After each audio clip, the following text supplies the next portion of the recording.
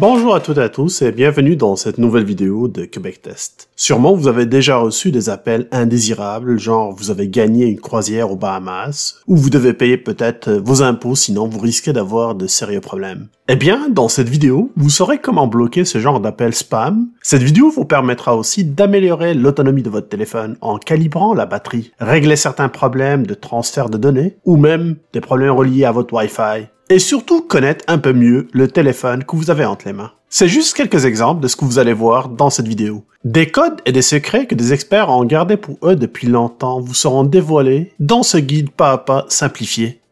Alors, restez à l'affût.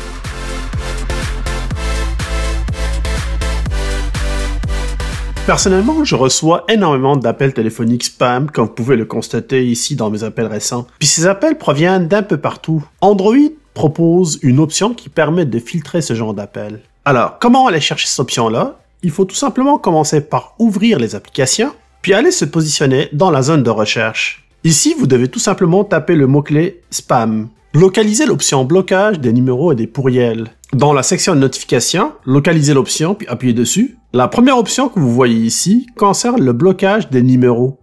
Ici, vous pouvez saisir manuellement les numéros de téléphone que vous désirez bloquer. Vous avez aussi la possibilité de pouvoir choisir les numéros directement à travers les contacts, ou vous avez aussi le choix de pouvoir aller les chercher directement dans les messages textes que vous avez reçus. Mais vu que les appels spam utilisent souvent des générateurs aléatoires de numéros, il faut plutôt utiliser protection de l'identification de l'appelant et anti-pourriel. Android utilise une base de données qui se met à jour régulièrement afin d'identifier les escrocs. Donc, en activant cette option-là, le service IA sera capable d'identifier l'appelant comme un appel suspect ou pourriel. Il suffit maintenant de bloquer les appels indésirables des escrocs et vous constatez que vous avez deux options. La première, ça consiste à bloquer tous les appels indésirables des escrocs et la seconde consiste tout simplement à bloquer uniquement les appels d'escrocs à risque élevé. Donc vous pouvez choisir quel degré vous allez utiliser au niveau de ce filtre-là. Comme ça, vous serez mieux protégé et averti contre les maudits escrocs.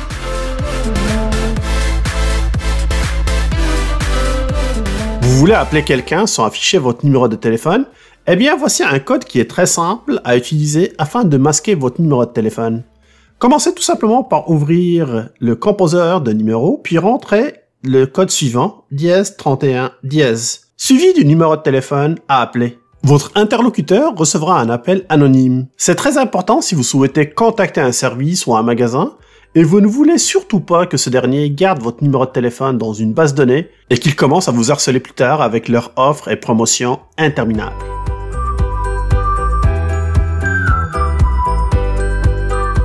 Toujours dans le cadre de la sécurité, si vous souhaitez connaître le véritable modèle de votre téléphone, n'utilisez pas les informations qui vont être disponibles à propos de votre téléphone. J'ai déjà eu entre les mains un téléphone fake avec des informations système erronées. Le véritable moyen de connaître le modèle de votre téléphone est de composer le code suivant. Ceci vous donnera deux informations importantes.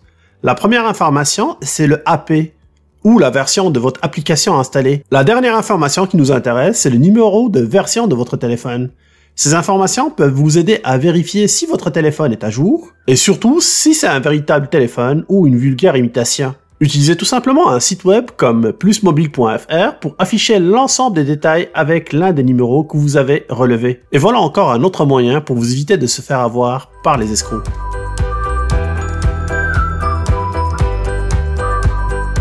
Allons-y maintenant avec un troisième code qui va nous aider à résoudre des problèmes reliés au téléphone. Toujours dans le composeur, on va saisir le code suivant. À première vue, ça peut paraître très compliqué parce qu'il y a beaucoup d'informations qui sont affichées, mais oubliez tout ça, car ce qui nous intéresse en particulier sont deux choses. La première chose, c'est la version du firmware du téléphone ou le logiciel interne. C'est l'équivalent de BIOS pour les ordinateurs.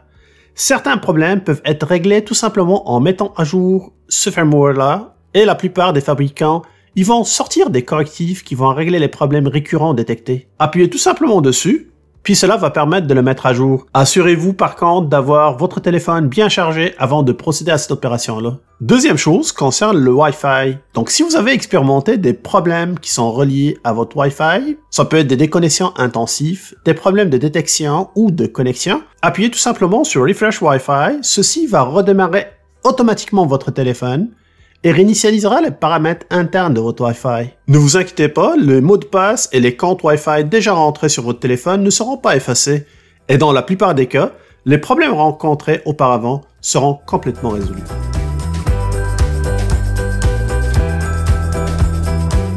Vous avez des problèmes d'autonomie et vous essayez de suivre les différents conseils concernant la gestion de la batterie, mais rien ne marche? Eh bien, peut-être que le problème est ailleurs. Ce code est confirmé par le support technique de Samsung comme une solution pour améliorer l'autonomie de votre téléphone. Ici, je parle beaucoup plus de calibrage de batterie. Qu'est-ce que cela veut dire? Eh bien, tout simplement que la batterie n'envoie pas forcément les bonnes informations sur son statut au système, ce qui induit le système en erreur. Avant de commencer le calibrage de la batterie, assurez-vous de charger votre téléphone à 100%. Je sais, c'est pas mon cas, mais moi j'ai déjà calibré mon téléphone. Donc à partir de là, il faut se diriger directement vers le clavier, puis on va composer le code suivant.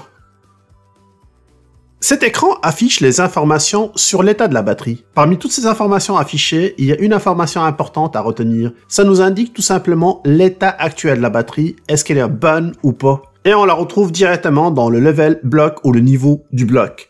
Vous constatez que dans mon cas, j'ai un chiffre significatif qui est entre parenthèses, c'est 0 à 8. Donc si votre batterie est en bon état, vous devez avoir le même chiffre que moi. Si par contre vous avez des problèmes de batterie, exemple 0 à 7 ou moins, eh bien mauvaise nouvelle, car ceci signifie tout simplement que votre batterie nécessite un remplacement. C'est une information importante pour tous ceux qui souhaitent par exemple acheter un téléphone de seconde main. Deuxième élément qui retient mon attention, c'est le Quick Start ou le lancement rapide.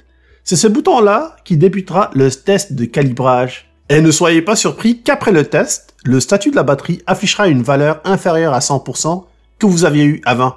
Remettez encore le téléphone en charge jusqu'à ce qu'il affiche à nouveau 100% et refaites l'opération une deuxième fois, voire quasiment une troisième fois. Et ceci va permettre de maximiser l'autonomie de votre batterie car l'information réelle sera affichée et non l'information qui est erronée.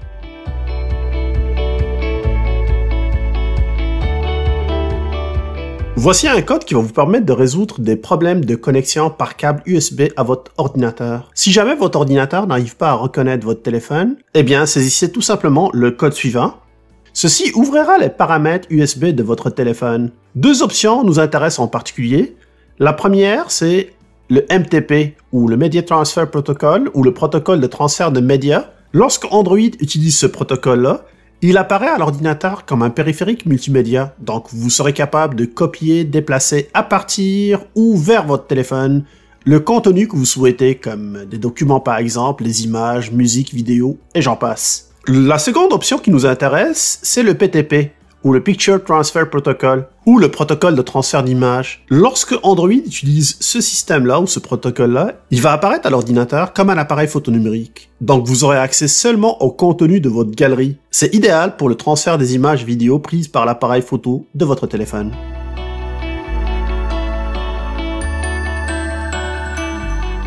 Maintenant, si vous perdez votre téléphone, je croise les doigts parce que je veux pas que ça vous arrive, eh bien, le IMEI sera votre clé pour rendre le téléphone inutilisable ou le mettre tout simplement dans la liste noire. C'est aussi avec ce numéro-là que vous serez capable de porter une plainte à la police en cas de besoin. Ce numéro d'identification unique de votre téléphone est très important à garder dans un lieu sûr. Commencez tout simplement par aller dans le composant encore une fois, puis on va saisir le code suivant. Puis à partir de là, vous aurez accès à ce numéro d'identification. Vous pouvez le prendre comme une capture d'écran, puis à partir de là, vous pouvez le transférer sur votre ordinateur ou tout simplement le prendre en note, car si jamais vous voulez faire un soutien technique aussi sur votre téléphone avec le constructeur ou le fabricant de votre téléphone, eh bien ce numéro-là va être demandé par le support technique.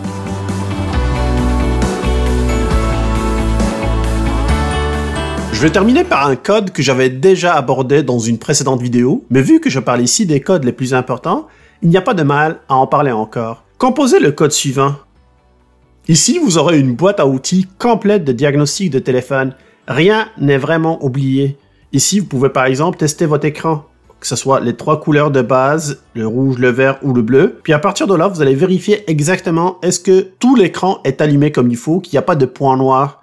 Vous serez aussi capable de pouvoir tester votre système de vibration pour voir est-ce qu'il fonctionne et que tous les moteurs sont en marche.